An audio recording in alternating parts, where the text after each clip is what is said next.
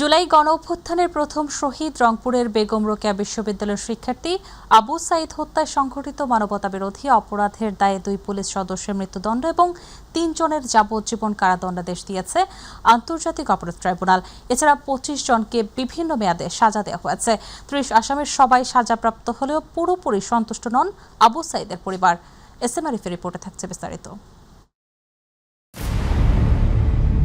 2024 সালের 16 জুলাই রংপুরে বৈষম্যবিরোধী ছাত্র আন্দোলনে গুলিবিদ্ধ হয়ে নিহত হন বেগম রোকেয়া বিশ্ববিদ্যালয়ের শিক্ষার্থী আবু সাঈদ। এ হত্যাকাণ্ড আন্দোলনের মোড় ঘুরিয়ে দেয়, ক্ষোভ ছড়িয়ে পড়ে সারা দেশে। এই ঘটনাকে কেন্দ্র করে দায়ের হয় মামলা, যা গুরুত্ব পায় আন্তর্জাতিক অপরাধ ট্রাইব্যুনালে। 30 জনের বিরুদ্ধে আনা হয় মানবতা বিরোধী অপরাধের অভিযোগ। দীর্ঘ সময় ধরে চলা সাক্ষ্য গ্রহণ, জেরা এবং যুক্তিতর্ক শেষে বৃহস্পতিবার এই মামলার রায় ঘোষণা করেন ট্রাইব্যুনাল 2। রায়ে পুলিশের সাবেক এএসআই আমির হোসেন ও সাবেক কনস্টেবল সুজন চন্দ্রের মৃত্যুদণ্ড, 3 জনের যাবজ্জীবন এবং বাকি 25 আসামির বিভিন্ন মেয়াদে সাজা দেন আদালত। এইটা পর্যাপ্ত আমাদের কাছে মনে হয়নি।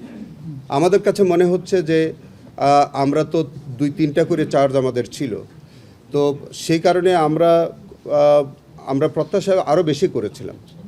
তো সেটাই আমরা দেখি আমাদের জাজমেন্ট পাওয়ার পরে আমরা একটু পর্যালোচনা করার পরে আমাদের তো আপিল করার সুযোগ আছে।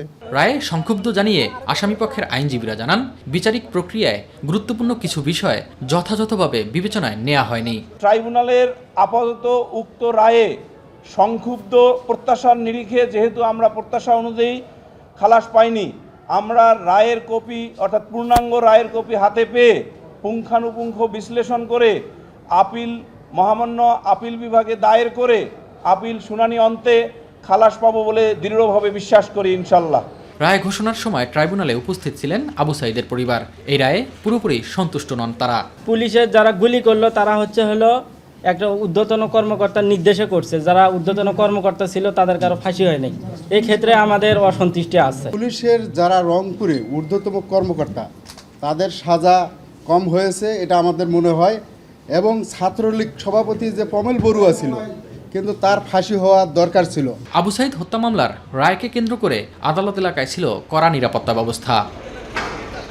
বৈষম্যবিরোধী ছাত্র আন্দোলন থেকে গণ অভ্যুত্থান, এই পথ পরিক্রমায় আবু সাঈদের মৃত্যু হয়ে উঠেছিল আন্দোলনের অন্যতম প্রতীক। তাই এই রায় কেবল একটি আইনি দলিল নয়, এটি দাঁড়িয়ে আছে 24-এর হাজারো শহীদের রক্তের সাক্ষ্য নিয়ে। এসএম আরিফ, মাই টিভি, আন্তর্জাতিক অপরাধ ট্রাইব্যুনাল, ঢাকা। এদিকে আবু সাঈদ হত্যা মামলায় রায় নিয়ে অসন্তুষ্ট তার বাবা মা ও পরিবারের সদস্যরা। তারা জানান, অনেকেই পুলিশের ধরাছোঁয়ার বাইরে। সরাসরি হত্যাকাণ্ডের সাথে জড়িত 5 থেকে 8 জন অপরাধীর ফাঁসির প্রত্যাশা ছিল তাদের। সর্বোচ্চ শাস্তি যেন নিশ্চিত হয় সেজন্য দ্রুত ব্যবস্থা গ্রহণের দাবিও জানান তারা। এতে আমি সন্তুষ্ট নয়, আরও লোকের ফাঁসি হওয়া উচিত ছিল। দোষী মানুষ, অপরাধী মানুষ অনেক এড়া গেছে, ভারতত পালে গেছে, সাজা কম দেওয়া হয়েছে। আর পমেল বড়ুয়া এ তো অত্যন্ত অপরাধী মানুষ, ওর কিন্তু ফাঁসি কাস্টমে দেওয়া উচিত ছিল। তাদের মাত্র 10 বছর কারাদণ্ড, ও তো এখন মনে করো যে ঘর জেল ছান্দার বাড়া। 2 জন আসামিকে মৃত্যুদণ্ড দিয়েছে আর 3 জনকে যাবজ্জীবন দিয়েছে। অন্যান্য আসামিদেরকে বিভিন্ন মেয়াদে শাস্তি দেওয়া হয়েছে। আসলে এই জুলাই গণ অভ্যুত্থানের যে হত্যাকাণ্ড হয়েছে, আজকে দিনের আলোর ন্যায় একটা সকলেই দেখেছে যে কারা হত্যা করেছে, কারা সম্পৃক্ত ছিল। তো মাত্র 2 জন আসামিকে মৃত্যুদণ্ড দিয়ে আসলে এই রায়টা আমার কাছে মনে হয় না সন্তুষ্ট। আমরা আমাদের পরিবার থেকে আমরা কেউ সন্তুষ্ট না। এখানে যারা যাবজ্জীবন যাদেরকে দেওয়া হয়েছে তারা নিশ্চিত তাদেরকে ফাঁসির আদেশ দেওয়া উচিত ছিল। শেরপুর 3 আসনের স্থগিত জাতীয় সংসদ নির্বাচনে ভোট কারচুপি সহ নানা অভিযোগের ভোট বর্জনের ঘোষণা দিয়েছে জামাত ইসলামী। আজ বৃহস্পতিবার বিকাল 3:15টার দিকে শ্রীবর্দী উপজেলা জামাতের কার্যালয়ে সংবাদ সম্মেলনে ঘোষণা দেন দাঁড়িপাল্লা প্রতীকের প্রার্থী মাসুদুর রহমান। সংবাদ সম্মেলনে জামাতের প্রার্থী মাসুদুর রহমান অভিযোগ করেন, বিভিন্ন কেন্দ্রে তাদের এজেন্টদের বের করে দেওয়া হয়েছে, পাশাপাশি প্রভাব বিস্তার করে জোরপূর্বক সিল মারা এবং এসবের প্রতিবাদ করায় অনেক কর্মীকে মারধরের ঘটনা ঘটেছে। সরকারি দলের অধীনে নিরপেক্ষ এবং সুষ্ঠু নির্বাচন সম্ভব নয়। তবে এসব অভিযোগ অস্বীকার করেছেন নির্বাচন সংশ্লিষ্ট কর্মকর্তারা। শ্রীবর্দী পৌর এলাকার তাঁতিয়াটি সরকারি প্রাথমিক বিদ্যালয় কেন্দ্রে শ্রীবর্দী পৌর বিএনপির যুগ্ম আহ্বায়ক ও সাবেক কাউন্সিলর এর নেতৃত্বে জাল ভোট প্রদান করতে গেলে জামাতের এজেন্টরা বাধা প্রদান ও প্রতিবাদ করলে তাদের উপর বিএনপির নেতারা সংঘবদ্ধভাবে হামলা চালান। প্রিয় সাংবাদিক ভাই ও বন্ধুগণ, এমন পরিস্থিতিতে নির্বাচন সুষ্ঠু হবে না, এটি আপনারা দেখেছেন, আমিও দেখেছি, আমাদের নেতাকর্মীও দেখেছে, জনগণ দেখেছে, ভোটাররাও দেখেছে। এরকম পরিস্থিতিতে আমি নির্বাচনকে বয়কট করলাম এবং নির্বাচনকে প্রধানমন্ত্রী তারেক রহমানের ছেড়ে দেওয়া বগুড়া ৬ সংসদীয় শূন্য আসনের উপনির্বাচনের ভোট গ্রহণ শান্তিপূর্ণভাবে সম্পন্ন হয়েছে। সকাল 7:30 থেকে শুরু হয়ে বিকেল 4:30 পর্যন্ত ভোট গ্রহণ চলে। 150টি ভোট কেন্দ্র এবং তার আশপাশের এলাকায় 18 জন নির্বাহী ম্যাজিস্ট্রেট এবং 2 জন জুডিশিয়াল ম্যাজিস্ট্রেট দায়িত্ব পালন করেন। 250 সেনাবাহিনী সদস্য স্ট্রাইকিং ফোর্স হিসেবে মোতায়েন রয়েছে। এছাড়া 8 প্লাটুন বিজিবি, র্যাব, পুলিশ সহ আইনশৃঙ্খলা বাহিনীর সদস্য মোতায়েন করা হয়েছে। আসনটিতে বিএনপি প্রার্থী রেজাউল করিম বাদশা, জামাতের আবিদুর রহমান সোহেল এবং বাংলাদেশ ডেভেলপমেন্ট পার্টির আলামিন তালুকদার প্রতিদ্বন্দ্বিতা করছেন। ভোটের পরিবেশ অত্যন্ত ভালো, সুষ্ঠু, সুন্দর। ভোটারেরা আসছে, মেয়ে মানুষ, পুরুষ মানুষ যারা ভোটার তারা আসছে, তারা ভোট দিচ্ছে। বগুড়ার যদিও এই আসনের ভোটার, ঢাকা থেকে আসছি ভোট দেওয়ার উদ্দেশ্যেই, এবং ভোটার উপস্থিতি তুলনামূলকভাবে খারাপ মনে হচ্ছে না, ভালোই উপস্থিতি এবং পরিবেশও ভালো আমার কাছে মনে হয়েছে। শান্তিপূর্ণভাবে ভোট দিলাম।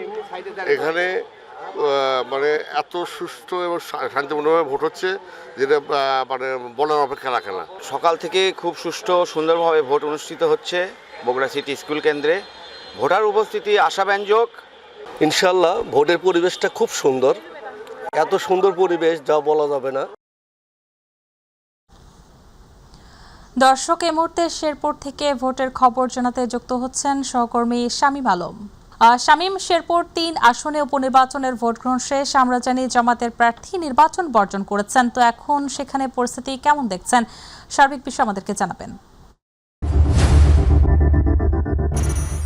আমি চিত্রকূট উপজেলায় টেকনোপাড়া সরকারি প্রাথমিক বিদ্যালয় কেন্দ্রে এখানে 128টি ভোট কেন্দ্রে সকাল 8টা থেকে বিকেল 4:30 পর্যন্ত ভোট চলছে। এখন গুণাগুণির সময় ভোট গুণাগুণি চলছে। এই বিষয়ে আমি প্রিজাইডিং অফিসার তার সাথে একটু কথা বলবো। আমাদের ভোট গ্রহণ এবং শেষে আমরা ভোট গণনা করেছি। ভোট গণনা শেষে এখন আমরা বেরিয়ে যাচ্ছি। মোটামুটি আমার একদম সুন্দর সুষ্ঠু নির্বাচন হয়েছে, আপনারাও দেখেছেন। আচ্ছা, এই আমাদের কাজ আছে, আমরা আবার কথা বলবো। এই এখন ভোট গণনা শেষ, এখন আপনার তারা সবাই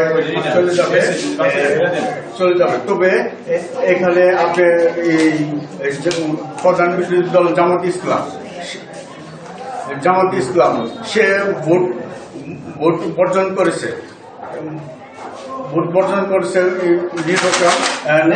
নির্বাচনের মধ্য দিয়ে এই চিরবন্দি এবং জিনাইগাতি এই 3 আসনের নির্বাচন শেষ হয়েছে। আমার কাছে এখন আইন শৃঙ্খলা বাহিনী ঠিক সকাল থেকে বিকেল পর্যন্ত কাজ করছে, তারা বাইরেও রয়েছে। এখানে এজেন্ট কাজ করছে। এই ছিল আমার কাছে চিরবন্দি এবং জিনাইগাতি সর্বশেষ সংবাদ। শামীম, আপনাকে ধন্যবাদ।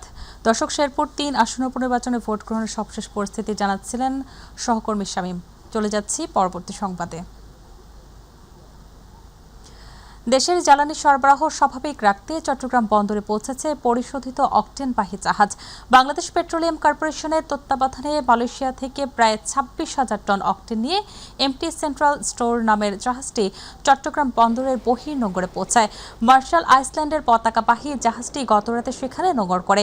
বিষয়টি নিশ্চিত করেছেন জাহাজটির স্থানীয় এজেন্ট প্রাইড শিপিং লাইসেন্সের ম্যানেজিং পার্টনার নজরুল ইসলাম। চট্টগ্রাম বন্দর কর্তৃপক্ষের সচিব সৈয়দ রেফায়েত হামিদ জানিয়েছেন, জ্বালানিবাহী জাহাজের বার্থিংকে অগ্রাধিকার দেওয়া হচ্ছে যাতে দেশে জ্বালানি সরবরাহ স্বাভাবিক থাকে। এদিকে বন্দরে আরও কয়েকটি জ্বালানিবাহী জাহাজ খালাসের অপেক্ষায় রয়েছে।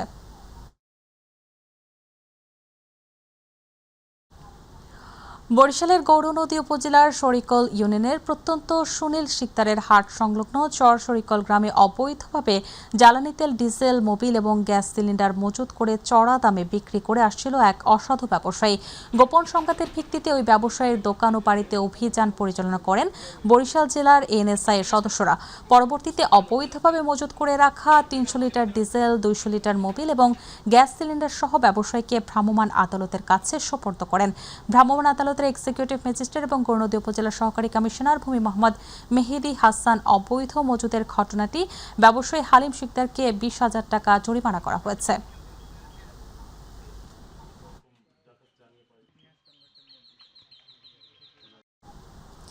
সাভারে অবৈধ তেল মজুতকারীদের বিরুদ্ধে সেনাবাহিনী ও র্যাবের সহযোগিতায় অভিযান পরিচালনা করেছে উপজেলা প্রশাসন। সাভারের নামাবাজার এলাকায় উপজেলা ম্যাজিস্ট্রেট সহকারী কমিশনার আব্দুল্লাহ আল মামুনের নেতৃত্বে অভিযান পরিচালনা করা হয়। এ সময় বাজারের কয়েকটি চাল ও ভোজ্য তেলের গুদামে অভিযান চালিয়ে বিভিন্ন অনিয়ম দেখতে পায়। তাকে মৌখিক সতর্কতা ও প্রয়োজনীয় কাগজপত্র সংগ্রহের সময় বেঁধে দেওয়া এবং মুচলেকা গ্রহণ করা হয়। সাভার উপজেলা সহকারী কমিশনার আব্দুল্লাহ আল মামুনের নেতৃত্বে অভিযানে এ সময় সেনাবাহিনীর সদস্যদের পাশাপাশি র্যাব সদস্যরা উপস্থিত ছিলেন।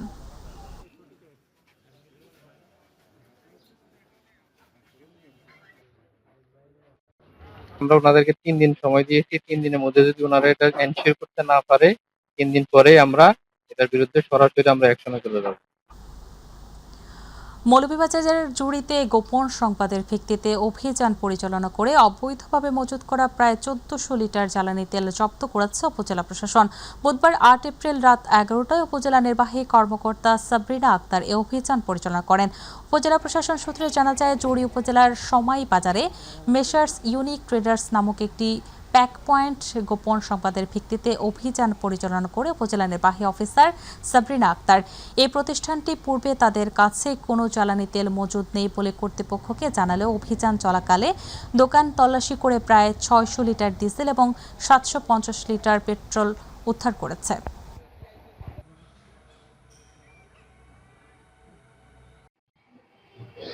গতকাল ৮ এপ্রিল ২০২৬ ঝুড়ি উপজেলার সমাই বাজারে মেসার্স ইউনিক ট্রেডার্সে অবৈধভাবে জ্বালানি খাতে শৃঙ্খলা বজায় রাখতে চট্টগ্রামে নিয়মিত অভিযান জোরদারের নির্দেশ দিয়েছে জেলা প্রশাসক মোহাম্মদ জাহিদুল ইসলাম মিয়া। জেলা প্রশাসনের নেতৃত্বে আইনশৃঙ্খলা বাহিনীর সদস্যরা এ পর্যন্ত ২৬৯টি অভিযান পরিচালনা করে ৬,৭৭,০০০ টাকা জরিমানা করেছে। এছাড়া জেলা প্রশাসন, পুলিশ, র্যাব, কোস্টগার্ড সহ বিভিন্ন গোয়েন্দা সংস্থার যৌথ অভিযানে প্রায় ৭৫,৮২৪ লিটার জ্বালানি তেল জব্দ করা হয়েছে বলে জানানো হয়েছে। বায়েজিদ ও খুলশী এলাকায় পরিচালিত সাম্প্রতিক অভিযানে অবৈধভাবে ভোজ্য তেল মজুদ এবং বাজারজাত করার অভিযানে একাধিক প্রতিষ্ঠানের বিরুদ্ধে ব্যবস্থা নেয় প্রশাসন। একটি প্রতিষ্ঠানে বিএসটি সনদ ছাড়া তেল বোতলজাত করার দায়ে বিপুল পরিমাণ তেল ও পণ্যের মোড়ক জব্দ করা হয় এবং মামলা দায়ের করা হয়।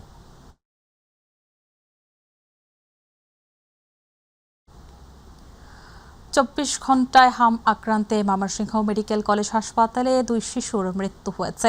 এ নিয়ে হাসপাতালে হামের চিকিৎসাধীন অবস্থায় মোট ৯ জন শিশুর মৃত্যু হয়েছে। এছাড়াও গত ২৪ ঘণ্টায় আরও ২৬ শিশু হামে উপসর্গ নিয়ে হাসপাতালের আইসোলেশন ওয়ার্ডে ভর্তি হয়েছে। হাসপাতালের হাম আইসোলেশন ওয়ার্ডে মোট ৭৬ জন রোগী ভর্তি হয়ে চিকিৎসাধীন আছে। গত ২৪ ঘণ্টায় সুস্থ হয়ে বাড়ি ফিরেছে ২৬ জন রোগী। হাসপাতাল কর্তৃপক্ষ জানিয়েছে, গত ১৭ মার্চ থেকে এ পর্যন্ত ৩২৪ জন সন্দেহভাজন হামে আক্রান্ত রোগী হাসপাতালে ভর্তি হয়ে চিকিৎসা নিয়েছে। তার মধ্যে ২৩৯ জন চিকিৎসা নিয়ে সুস্থ হয়ে বাড়ি ফিরে গেছে।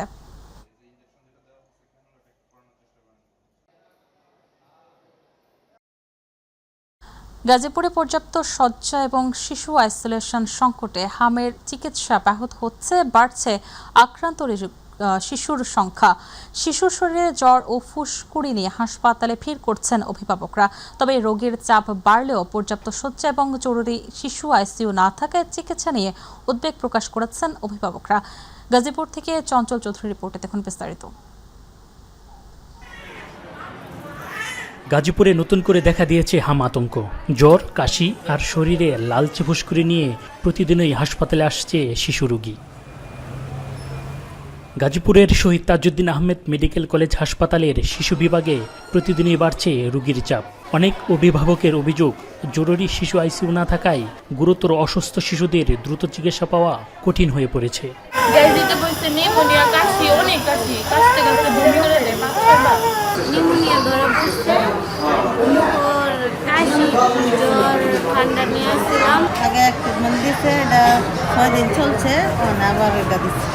এদিকে রোগীর চাপ বাড়লেও হাসপাতালে নেই পর্যাপ্ত শয্যা। 3টি রুমকে আইসোলেট করে একই বেডে একাধিক শিশু এবং মেঝেতে রেখে চিকিৎসা দেওয়ায় নতুন করে সংক্রমণের শঙ্কা অভিভাবকদের।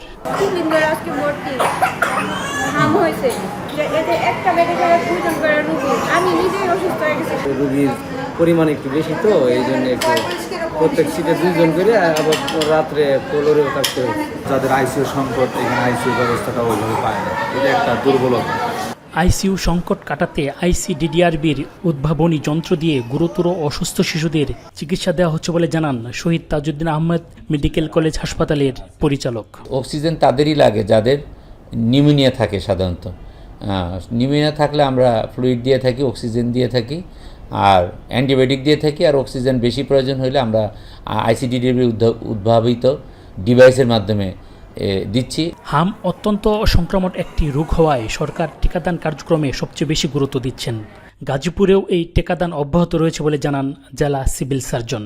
সদরের 2টা ইউনিয়নে যথারীতি বাড়িয়া এবং মির্জাপুরে আমরা হামের টিকা দিচ্ছি। এটা হচ্ছে রুটিন ওয়ার্কের বাইরেও, আর এমনিতে সবগুলো উপজেলাতেই আমরা রুটিনলি হামের টিকা দিয়ে যাচ্ছি। গাজীপুরে হাম আক্রান্ত শিশুদের সংখ্যা বাড়তে থাকায় উদ্বেগ বাড়ছে অভিভাবকদের মধ্যে। দ্রুত শিশু আইসিইউ চালু করা এবং চিকিৎসা সুবিধা বাড়ানোর দাবি জানিয়েছেন তারা। হাসপাতালগুলোতে শিশু ওয়ার্ডে হামে আক্রান্ত শিশু সংখ্যা প্রতিনিয়তই বৃদ্ধি পাচ্ছে। বিশেষজ্ঞরা বলছেন, দ্রুত চিকিৎসা সেবা বাড়ানো না গেলে এবং টিকাদান কর্মসূচি জোরদার করতে না পারলে এই হামে আক্রান্ত শিশুর অবস্থা কিন্তু জটিল হতে পারে, ধারণ করতে পারে মহামারী আকার। চঞ্চল খান, মাই টিভি, গাজীপুর। লালমনিরহাটের সাবেক নারী এমপি সফুরা বেগম রুমিকে গ্রেপ্তার করেছে ডিবি পুলিশ। রাতে রাজধানীর মোহাম্মদপুর এলাকায় অভিযান চালিয়ে তাকে আটক করা হয়। তিনি লালমনিরহাট সদর উপজেলার তালুক খুঁটামারা এলাকার বাসিন্দা। পুলিশ জানায়, তথ্য প্রযুক্তির সহায়তায় পরিচালিত এই অভিযানে নাশকতা, হত্যাসহ একাধিক মামলার পলাতক আসামি হিসেবে তাকে গ্রেপ্তার করা হয়। সফুরা বেগম রুনি সাবেক সংরক্ষিত নারী আসনের সংসদ সদস্য ছিলেন। এছাড়া আওয়ামী লীগের কেন্দ্রীয় কার্যনির্বাহী কমিটির সদস্য এবং জেলা মহিলা লীগের সভাপতি হিসেবে দায়িত্ব পালন করেছেন। তার বিরুদ্ধে হত্যা, নাশকতা, প্রতারণা সহ মোট 5টি মামলা রয়েছে বলে জানিয়েছে পুলিশ। গাইবান্ধার সাদুল্লাপুরে অভিযান চালিয়ে মোটরসাইকেলের বৈধ কাগজপত্র এবং মোটরসাইকেল চালকদের লাইসেন্স না থাকায় সড়ক পরিবহনের আইনে মামলা দিয়েছে উপজেলা প্রশাসন। সাদুল্লাপুর উপজেলা শহরের মডেল মসজিদ সংলগ্ন এবং শাহানা ফিলিং স্টেশনের পূর্ব পাশে সাদুল্লাপুর গাইবান্ধা আঞ্চলিক সড়কে চেকপোস্ট বসিয়ে যানবাহনের বৈধ কাগজপত্র, মোটরসাইকেলের নম্বর প্লেট ও চালকদের ড্রাইভিং লাইসেন্স যাচাই করেন উপজেলা প্রশাসন। অভিযান পরিচালনাকালে শাহানা ফিলিং স্টেশনে তেল নিতে আসা মোটরসাইকেল চালকদের হেলমেট, ড্রাইভিং লাইসেন্স, মোটরসাইকেলের বৈধ কাগজপত্র না থাকায় এক মোটরসাইকেল চালককে সড়ক পরিবহন আইনে মামলা দিয়েছে এস্তিল্যান্ড জসিমউদ্দিন। টাঙ্গাইল লোহজং নদী থেকে বের হওয়া দেলদুয়ার উপজেলার পাথরাইল ইউনিয়নের দেওজান টিনাখোলা খাল খনন কাজ শুরু হয়েছে। উপজেলা প্রশাসন ও দুর্যোগ ব্যবস্থাপনা শাখা আয়োজনে ও ত্রাণ মন্ত্রণালয়ের অর্থায়নে প্রধানমন্ত্রীর নির্বাচনী প্রতিশ্রুতির বাস্তবায়নের জন্য দুর্যোগ ব্যবস্থাপনা ও ত্রাণ মন্ত্রণালয় কর্তৃক 2025-26 অর্থ বছরে খাল পুনর্খনন এবং সংস্কার কাজের শুভ উদ্বোধন করেন উপজেলা নির্বাহী অফিসার জোহরা সুলতানা জ্যোতি। এ সময় উপস্থিত ছিলেন দেলদুয়ার উপজেলা বিএনপির সভাপতি আব্দুল আজিজ শাংখা, সাধারণ সম্পাদক এস.এম. ফেরদৌস আহমেদ, উপজেলা কৃষি কর্মকর্তা মাহবুবুল হাসান সহ বিশিষ্টজনেরা।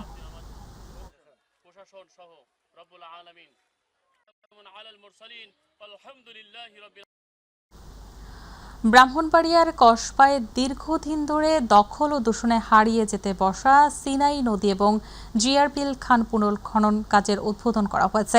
সকালে আনুষ্ঠানিকভাবে এই খনন কার্যক্রম উদ্বোধন করেন উপজেলা নির্বাহী কর্মকর্তা মোহাম্মদ সামিউল ইসলাম। জানা যায়, সিনাই নদী 5 কিলোমিটার এবং জিআর খাল 3 কিলোমিটার পুনর্খনন করা হবে।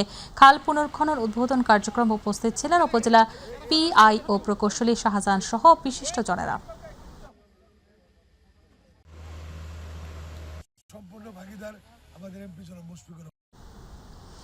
ঢাকার ধামরায় গণহত্যায় নিহতদের স্মৃতি স্মরণে কালামপুরের বৌদ্ধভূমিতে নির্মিত স্মৃতিস্তম্ভে শ্রদ্ধা নিবেদন করেছেন ধামরাই উপজেলা প্রশাসন। সকাল 10:30টার দিকে মুক্তিযুদ্ধ গণহত্যায় নিহত স্বজনদের সাথে নিয়ে ফুলেল শ্রদ্ধা জানান ধামরাই উপজেলা নির্বাহী কর্মকর্তা মোহাম্মদ আল মামুন। শ্রদ্ধা নিবেদন শেষে নিহতদের স্মরণে দোয়া অনুষ্ঠিত হয়। এ সময় উপজেলা নির্বাহী কর্মকর্তা জানান, 1971 সালে 9 এপ্রিল গণহত্যায় নিহত 14 জনের মধ্যে একজনের নাম গেজেটভুক্ত করা হয়েছে, বাকি 13 জনের নাম গেজেটভুক্ত হয়নি। আগামী 1 সপ্তাহের মধ্যে নিহতদের নাম সংগ্রহ করে তাদের নাম প্রকাশ করার জন্য মন্ত্রণালয়ে প্রেরণ করা হবে। সেই সাথে গণকবরটি সংরক্ষণে উপজেলা প্রশাসকের পক্ষ থেকে ব্যবস্থা গ্রহণ করা হবে। বর্তমানে বিনিবেশ করে কবরস্থান সংরক্ষণের একটা প্রজেক্ট আছে, যারা মারা গেছেন তাদের কবরস্থান সংরক্ষণের একটা প্রজেক্ট আছে। আমরা এখন মূল হলো তাদেরকে আমরা গেজেটেড মুক্তিযোদ্ধা হিসেবে ঘোষণা করার প্রয়োজনীয় ব্যবস্থা গ্রহণ করা। এটা হওয়ার পরে আমরা তাদের কবর সংরক্ষণের ব্যবস্থা গ্রহণ করতে পারবো। মাদারীপুরে বিনামূল্যে দেয়া টিফিনের খাবার খেয়ে 20 শিক্ষার্থী অসুস্থর ঘটনায় 5 সদস্যের তদন্ত কমিটি গঠন করেছে জেলা প্রশাসন। জেলা প্রশাসক মিস মর্জিনা আক্তারের স্বাক্ষরিত এক চিঠিতে এই তদন্ত কমিটি গঠন করা হয়। অতিরিক্ত জেলা প্রশাসক জুয়েল আহমদকে প্রধান করে গঠিত তদন্ত কমিটিতে 3 কার্যদিবসের মধ্যে প্রতিবেদন জমা দিতে বলা হয়।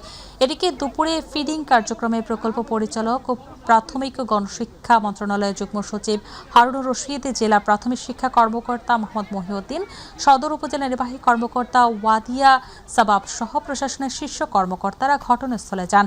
পরে শিক্ষার্থী, শিক্ষক ও অভিভাবকদের কাছে কথা বলেন, আশ্বাস দেন দোষীদের বিরুদ্ধে কঠোর ব্যবস্থা নেয়ার।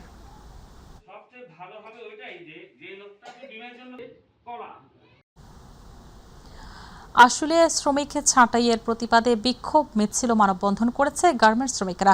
সকালে বাইপেল মোড় এলাকায় জাতীয় গার্মেন্টস শ্রমিক ইউনিটির উদ্যোগে এই কর্মসূচিতে নেতৃত্ব দেন সংগঠনটির কেন্দ্রীয় সভাপতি মোহাম্মদ ফরিদুল ইসলাম।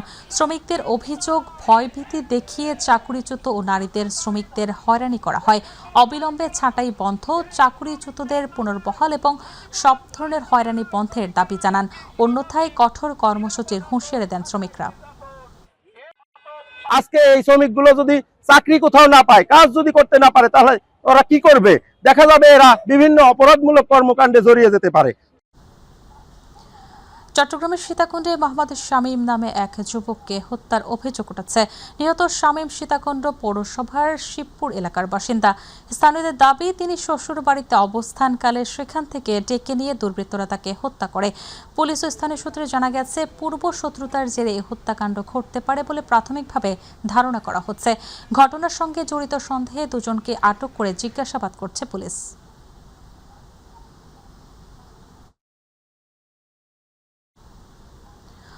নওগাঁ সদর উপজেলার এক হাসপাতালে সিজার অপারেশনের পর এক প্রসূতির মৃত্যু হয়েছে।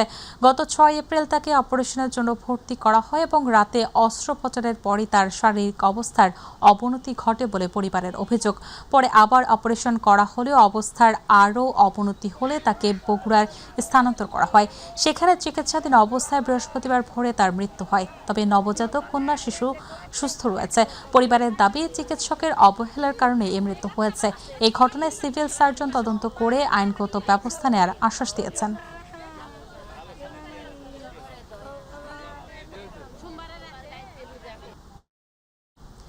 ঝিনাইদহের মহেশপুর বাংলা নববর্ষ 1433 উদযাপন উপলক্ষে উপজেলা পরিষদ হলরুমে প্রস্তুতি সভা অনুষ্ঠিত হয়েছে।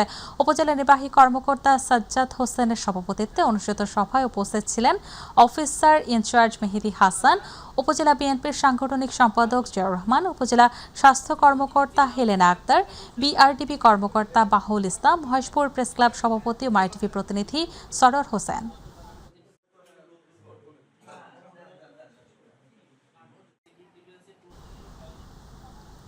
বাংলা নববর্ষ উদযাপন উপলক্ষে চাঁপাইনবাবগঞ্জের গোমস্তাপুরে প্রস্তুতিমূলক সভা অনুষ্ঠিত হয়েছে। আজ বৃহস্পতিবার সকালে উপজেলা সভাকক্ষে উপজেলা প্রশাসন আয়োজিত এই প্রস্তুতিমূলক সভায় সভাপতিত্ব করেন উপজেলা নির্বাহী অফিসার জাকির মুন্সি। বক্তব্য রাখেন সহকারী কমিশনার উম্মে সালমা রুমি, সাংবাদিক আসাদুল্লাহ আহমদ, নাহিদ ইসলাম সহ অন্যরা। এছাড়া উপজেলা প্রশাসনের বিভিন্ন দপ্তরের কর্মকর্তা, বিভিন্ন শিক্ষা প্রতিষ্ঠানের প্রধান, গণমাধ্যম কর্মী সহ বিভিন্ন সামাজিক ও সাংস্কৃতিক প্রতিষ্ঠানের প্রতিনিধিরা উপস্থিত ছিলেন।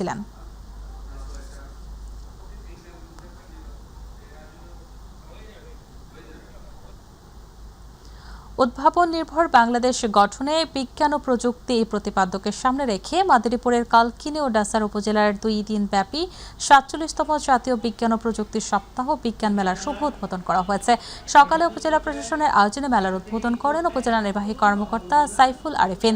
মেলায় কালকিনি উপজেলার 18টি এবং ডাসা উপজেলায় 15টি স্টলের শিক্ষার্থীরা তাদের উদ্ভাবনী চিন্তা ও প্রকল্প উপস্থাপন করেন। এতে বিভিন্ন বৈজ্ঞানিক মডেল, প্রযুক্তি নির্ভর সমাধান এবং পরিবেশ বান্ধব উদ্ভাবনী প্রদর্শনী দর্শনার্থীদের আকৃষ্ট করে।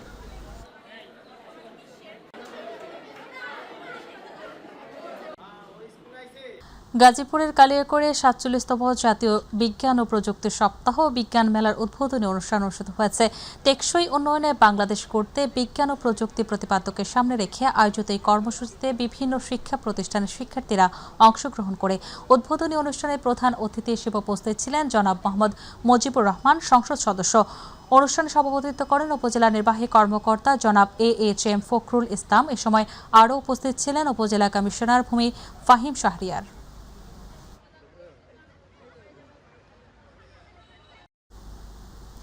চাঁদপুরের মতলব উত্তরে আসন্ন এসএসসি দাখিল ও সমমান পরীক্ষা সুষ্ঠু, সুন্দর এবং নকলমুক্ত পরিবেশে আয়োজনের লক্ষ্যে কেন্দ্র সচিব ও বিভিন্ন শিক্ষা প্রতিষ্ঠানের প্রধানদের সাথে মতবিনিময় সভা অনুষ্ঠিত হয়েছে। উপজেলা পরিষদের সম্মেলন কক্ষে আয়োজিত এই সভার সভাপতিত্ব করেন উপজেলা নির্বাহী অফিসার মাহমুদা কুলসুম মনি। সভায় বক্তব্য রাখেন উপজেলা মাধ্যমিক শিক্ষা কর্মকর্তা আশরাফুল আলম। সভায় উপস্থিত কেন্দ্র সচিব ও শিক্ষা প্রতিষ্ঠান প্রধানগণ পরীক্ষার সার্বিক প্রস্তুতি নিয়ে নিজেদের মতামত তুলে ধরেন এবং প্রশাসনের নির্দেশনা বাস্তবায়নে একসাথে কাজ করার প্রত্যয় ব্যক্ত করেন।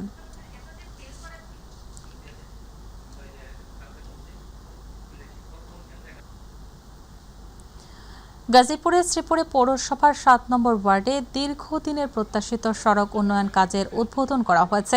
এতে এলাকার যোগাযোগ ব্যবস্থার উন্নয়ন এবং জনভোগান্তি কমার আশা করছেন স্থানীয় বাসিন্দারা। পৌরসভার 7 নম্বর ওয়ার্ডের বেড়াই দেলাচার এলাকায় আনোয়ার ব্যাপারীর বাড়ি থেকে লিচু বাগান অভিমুখী 12 ফুট প্রশস্ত ও 400 মিটার দৈর্ঘ্যের ইউনিক ব্লক সড়ক নির্মাণ কাজের উদ্বোধন করা হয়। একই সঙ্গে লিচু বাগান থেকে দোকলা বাজারমুখী আরও 400 মিটার দৈর্ঘ্যের SBB সড়ক নির্মাণ কাজের সূচনা করা হয়। শ্রীপুর পৌর বিএনপির সিনিয়র যুগ্ম আহ্বায়ক আনোয়ার হোসেন ব্যাপারী প্রধান অতিথি হিসেবে উপস্থিত থেকে আনুষ্ঠানিকভাবে এই কাজের উদ্বোধন করেন। এ সময় উপস্থিত ছিলেন শ্রীপুর পৌরসভার উপসহকারী প্রকৌশলী হারুনুর রশিদ সহ পৌরসভার অন্যান্য কর্মকর্তারা।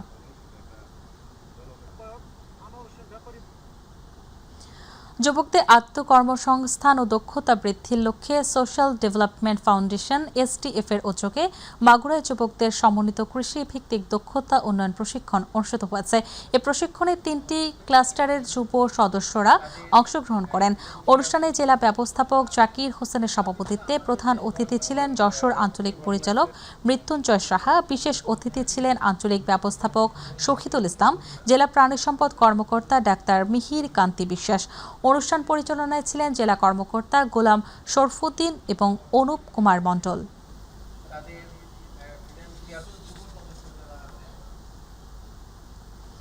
মাদারীপুর পৌরসভার আধুনিকায়নের লক্ষ্যে Bangladesh resilient urban and territorial development প্রজেক্টের 2 দিন ব্যাপী কর্মশালা শেষ হয়েছে। বাংলাদেশ সরকার এবং ওয়ার্ল্ড ব্যাংকের যৌথ উদ্যোগে 2 দিন মাদারীপুর পৌরসভার হলরুমে এই কর্মশালা শুরু হয় এবং শেষ হয়। এতে পৌরসভার সংশ্লিষ্ট বিভিন্ন সরকারি বেসরকারি অফিসের প্রতিনিধিরা এই কর্মশালায় অংশগ্রহণ করেন। যোগ দেন স্থানীয় সরকার প্রকৌশল অধিদপ্তরের কর্মকর্তারাও। মাদারীপুর পৌরসভার প্রশাসক মোসাম্মদ জেসমিন আক্তার বানুর সভাপতিত্বে কর্মশালা উপস্থিত ছিলেন ওয়ার্ল্ড ব্যাংকের প্রতিনিধি দলের প্রধান ও নগর পরিকল্পনাবিদ মোহাম্মদ আব্দুর রকিব খান সহ অনেকে। আমরা এই প্রকল্পের আওতায় পৌরসভার একটা সুন্দর মাস্টার প্ল্যান করতে চাই, যেটার আওতায় আমার রাস্তাঘাটগুলো যেমন বড় হবে, ড্রেনেজ সিস্টেমটা যেমন ভালো থাকবে, সেক্ষেত্রে আমাদের স্যানিটেশন, এখানে পানির যে সমস্যা, তো সারফেস ওয়াটার ট্রিটমেন্ট প্ল্যান করা যায় কিনা সে বিষয়টাও আমি আলোচনা করেছি। এরপরে আমাদের যে মার্কেটগুলো আছে সেখানেও ডেভেলপমেন্ট করার সুযোগ আছে, সৌন্দর্য বর্ধনের কাজ করার সুযোগ আছে, অনেকগুলো এরিয়ায় কাজ করার সুযোগ আছে। তো এই বিষয়গুলো নিয়ে ইতিমধ্যে আলোচনা হয়েছে। মাথায় ব্যান্ডেজ নিয়ে মাঠে লড়েছেন, জিতেছেন শিরোপা। এবার সেই গর্ব বুকে নিয়ে নিজ জন্মস্থান চাঁপাইনবাবগঞ্জের গোমস্তাপুর উপজেলার রহনপুরে ফিরেছেন সাফ অনূর্ধ্ব-20 চ্যাম্পিয়ন দলের ফুটবলার ইউসুফ আলী। বাড়ি ফেরার পর প্রিয় এই ফুটবলারকে ঘিরে উচ্ছ্বাসে ফেটে পড়ে এলাকাবাসী। ফুল আর ভালোবাসায় সিক্ত হয়ে ইউসুফ আলী দেশবাসীর প্রতি কৃতজ্ঞতা জানিয়ে বলেন, সবার দোয়া আর সমর্থন না থাকলে এই অর্জন সম্ভব হতো না। মালদ্বীপে অনুষ্ঠিত সাফ অনূর্ধ্ব-20 টুর্নামেন্টে মাথায় আঘাত পেয়েও খেলা চালিয়ে যাওয়া ইউসুফ আলীর এই সাহসিকতা এখন দেশ জুড়ে অনুপ্রেরণার গল্প। আমাকে এই চ্যাম্পিয়ন হওয়ার পিছনে দেশবাসী, আমার এলাকাবাসী অনেক বেশি সাপোর্ট দিয়েছে, তাদের কাছে আমি কৃতজ্ঞ এবং আরও অনুরোধ করব তারা যেন আমাকে এভাবে সাপোর্ট দিয়ে যায় এবং আমি যেন আরও ভালো কিছু করতে পারি তাদের জন্য। কুমিল্লার দাউদকান্দি উপজেলার দাউদকান্দি আদর্শ পাইলট উচ্চ বিদ্যালয়ের বার্ষিক ক্রীড়া প্রতিযোগিতার সাংস্কৃতিক অনুষ্ঠান, পুরস্কার বিতরণ এবং ৮ম শ্রেণীর বৃত্তি প্রদান 2026 অনুষ্ঠিত হয়েছে। এ সময় বিদ্যালয়ের অবসরপ্রাপ্ত শিক্ষকদের সম্মাননা এবং স্কুলে তাদের কর্মকাণ্ড নিয়ে স্মৃতিচারণ করা হয়। আব্দুস সাত্তারের সভাপতিত্বে উপস্থিত ছিলেন দাউদকান্দি উপজেলা নির্বাহী কর্মকর্তা নাসরিন আক্তার, দাউদকান্দি উপজেলা এসএলএন মোহাম্মদ রেদওয়ানুল ইসলাম সহ অভিভাবকবৃন্দ।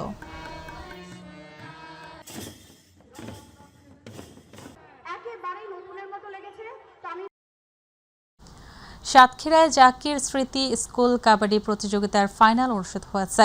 বুধবার বিকেলে জেলা স্টেডিয়ামে আয়োজিত এক খেলায় বালক বিভাগে পল্লী মঙ্গল মাধ্যমিক বিদ্যালয় 42 পয়েন্ট পেয়ে চ্যাম্পিয়ন এবং কাদামাটি আড়া মাধ্যমিক বিদ্যালয় 38 পয়েন্ট নিয়ে রানার আপ এবং বালিকা বিভাগে বুধহাটা বাহাদুরপুর ভুবন মোহন কলেজিয়েট স্কুল 41 পয়েন্ট পেয়ে চ্যাম্পিয়ন এবং সাতক্ষীরা আব্দুল করিম বালিকা বিদ্যালয় 34 পয়েন্ট নিয়ে রানার আপ হওয়ার গৌরব অর্জন করেছে। খেলা শেষে প্রধান অতিথি হিসেবে উপস্থিত থেকে পুরস্কার বিতরণ করেন অতিরিক্ত জেলা প্রশাসক শরীফ আসিফ রহমান।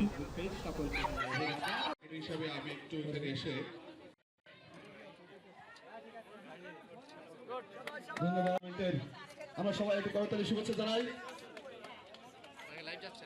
উদীয়মান খেলোয়াড়রা এরাই আগামী দিনে বাংলাদেশের নেতৃত্ব